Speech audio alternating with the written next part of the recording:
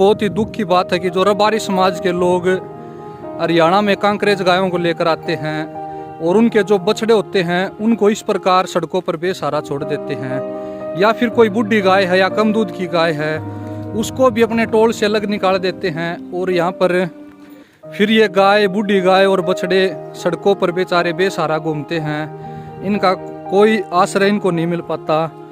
और बड़ा ही अमानवीय काम है ये, बड़ी ही दुखद घटना है कि जितने भी रबारी समाज के भाई हैं या फिर और भी जितने भी गोपालक हैं उन बछड़ों को इस प्रकार अगर खुला छोड़ देते हैं तो ये कहीं ना कहीं बहुत गलत है।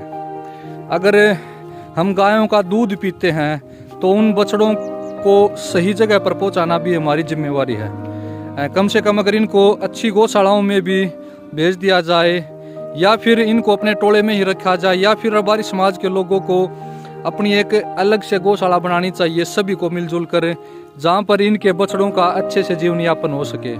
तो यहाँ पर लगभग बछड़े ही हैं, ज़्यादातर सिर्फ 2 बछड़ियाँ हैं। एक तो यहाँ पर ये बछड़ी है, ये है, और एक और बछड़ी है। 2 बछड़ियाँ और लगभग सारे बछड़े हैं, ये भी बछड़े बछड़े बछड़े बछड़े ही हैं लगभग सिर्फ। और यहाँ पर ये बूढ़ी गाय है बेचारी, पूरी उम्र इसका दूध पिया और फिर बाद में इसको छोड़ दिया।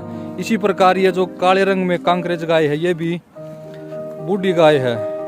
और इसके अलावा उधर भी हैं कुछ गाय, वहाँ पर पीछे भी है, कांकरेज नस्ल की है, बहुत सुंदर गाय है, लेकिन उसको भी किसी कारणवश छोड़ दिया। या तो वो गाभिन नहीं रुक रही थी या फिर अच्छे से दूध नहीं दे रही थी या कम दूध की है, तो इस प्रकार छोड़ देते हैं। अब ये गाय और बछड़े चारों तरफ घूम रहे हैं, इनको पता नहीं कि कहाँ जाना है। तो बड़ा ही दुख होता है जब इस प्रकार रबारी समाज के लोग इनको छोड़ देते हैं।